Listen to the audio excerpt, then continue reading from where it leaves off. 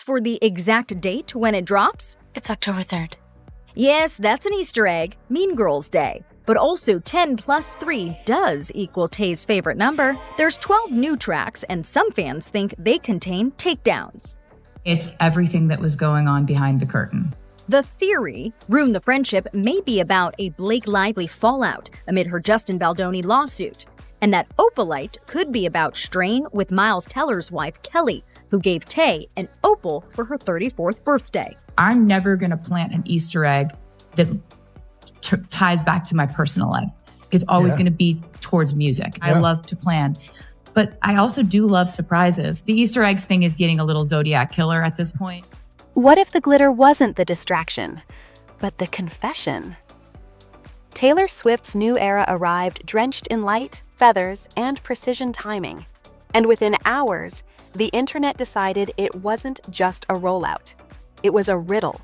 A track list that reads like a diary ripped down the spine. A podcast appearance that blew past records. And one question that refuses to sit quietly. Did a quiet friendship fracture slip between the sequins? By the end of this, you'll have the map, the album clues everyone's pointing at, the paper trail of a Hollywood legal slugfest, and the cleanest way to separate what's written in ink from what's written in ash. No director's cues, no fluff. Just the puzzle, piece by piece. Taylor has worked hard on this new release, and we'll break it down. Start with the simple line. Taylor announced The Life of a Showgirl for early October. Orange era, big top glamour. Mert and Marcus lensing the look like a time capsule of Las Vegas myth. The visuals are intentionally loud, crystal-heavy, pose-driven, not coy about spectacle. That alone would have set the internet humming. Instead, she did it on new heights, sitting across from the man everyone has an opinion about. The episode rocketed past normal view counts, and the conversation hit a different register. Not just new album, but here's how the last year actually felt. A few hours later, the track list made the rounds and the swarm began. Ruin the Friendship. Opalite. Cancelled. 12 songs. No deluxe bait and switch. Clean, compact, like a hand of cards laid deliberately on the felt. It read like confidence and like bait. But confidence doesn't happen in a vacuum. It happens under pressure. And we know that Taylor thrives on working when the pressure is especially intense. Roll back to the last year. It ends with us lifted its curtain, and then the industry's worst habit kicked in. Private problems went public at warp speed. Filings, countersuits, statements, walkbacks. You didn't need a courtroom subscription to know, because every update arrived with sirens. Somewhere in the noise, one of the biggest names in music got yanked into the footnotes. A subpoena attempt, headlines shouting her name, and then a crisp response. She wasn't on set, didn't make casting or creative calls, didn't see cuts, didn't leave notes. If you blinked, you missed the exit sign. Because that subpoena, gone as fast as it flared. So why did the smoke linger?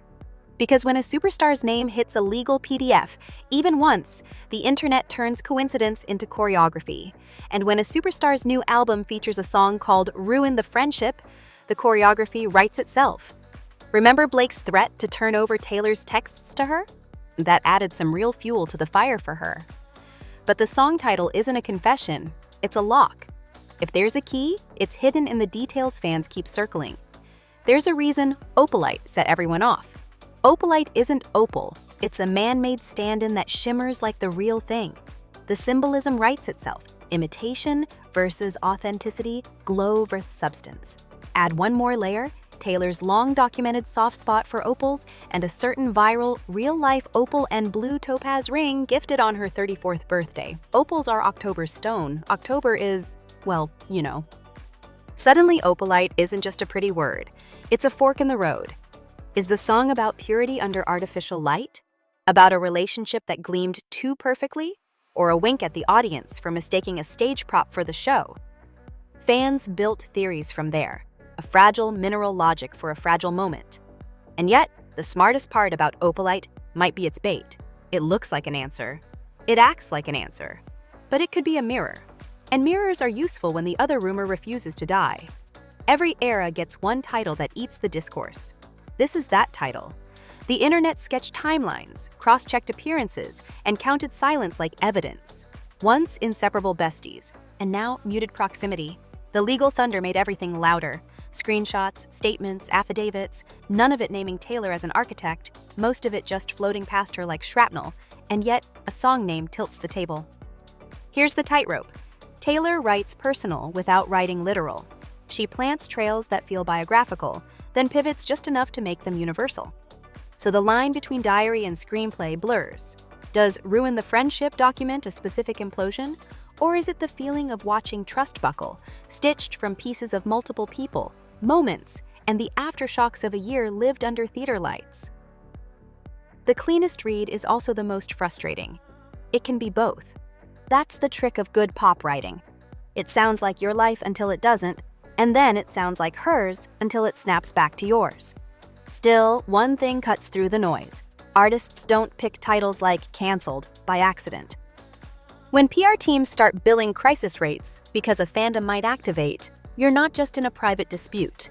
You're on the trading floor of attention. That's the structural reason Taylor's team swatted down the subpoena narrative fast. If your era's thesis is behind the curtain, you can't let someone else write the act list. It's also the reason the rollout strategy feels almost obsessively neat. 12 tracks, no deluxe chaos, visual identity controlled down to the rhinestone. Zoom out, and it's simple. Taylor knows how to turn a rumor into a spotlight without letting it burn down the stage. You give the audience drama, then you make sure the drama points back to the music. Spectacle is the sugar, the songwriting is the protein, but spectacle leaves reflections, and reflections reveal seams. Look at the contradiction that keeps snagging people, a song that reads like a confession, a public stance that refuses to feed the narrative, a legal ecosystem determined to use her name like a lever. Drop any of those alone and the discourse dies in 2 days. Stack them, and you get 3 months of hot takes. Now add a creative timeline. Most of this album was sparked in 2024 while Taylor was overseas. Days spent on stage, nights in studios, the interior life of a touring artist. If the legal saga peaked after those sessions, then Ruin the Friendship might predate the headlines everyone's pinning it to. The theory survives, but it loses its smoking gun. What you're left with is a song about distance, maybe one person, maybe a composite, and a rollout disciplined enough to let the internet argue for free. And that's how a mystery works. You give just enough truth to make the guesswork feel smart. Every friendship has private rules, pace, space, the unspoken stuff. Add fame, add courtrooms, add a news cycle that never sleeps, and those rules crack. If there was a cooling, it probably wasn't fireworks. It was the quiet math of risk. Taylor's job is to guard the work. Blake's job is to fight her corner. Those two missions don't have to collide, but when they do, everyone retreats to their corners and calls it taking time. The kindest explanation is also the most boring. Two people navigating separate storms, minimizing crossfire. The spiciest explanation is the one the internet prefers. A lyric dagger slipped between the feathers. Pick your poison. The truth is likely closer to the yawn than the soap opera, and that's why the art exists, to transmute the yawn into something you can feel. So where does it actually go from here? Short term, the album arrives and flips the conversation back to melody. Expect a tightening of the message. Vivid visuals, a punchy lead focus track, a streaming push that doesn't need controversy to win. Expect careful live moments, enough vulnerability to feel intimate, not enough to become deposition bait. If there's a friendship thaw, it will look like proximity first. An event? A like, a blink and you miss it nod. If there isn't, it will look like silence. Medium term, the lawsuit headlines keep trickling as filings grind toward 2026. Taylor's name will surface occasionally because that's how media ecosystems behave. The difference is the narrative power she holds in an album cycle. Her safest and smartest move is the one she's already making. Let the songs carry the rumor load. Let statements be surgical. Give the audience light instead of lectures. Long term, the only thing that actually sticks is the writing. Opalite will either crack people open or it won't.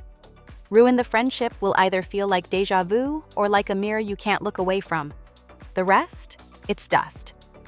However, what is obvious is Taylor now sees the truth about Blake. She is a totally inauthentic person, the fake friend.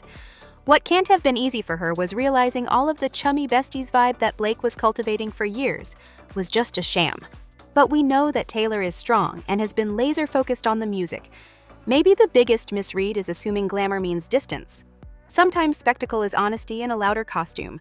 Sometimes the feathers are the truth. And sometimes, yes, they're decoys. Either way, the album does what good pop should. It catches the light, then dares you to decide what's reflection and what's glow. So here's the question worth arguing about in the comments. If the prettiest clue is Opalite, is Taylor telling you to look closer or to look away? Because in a year where every rumor tried to step on stage, the most showgirl thing she could do was simple. Smile, hold the spotlight steady, and let the music do the talking. If you enjoyed the video, please like and subscribe and hit the bell so you don't miss any of our new videos. We hope to see you soon!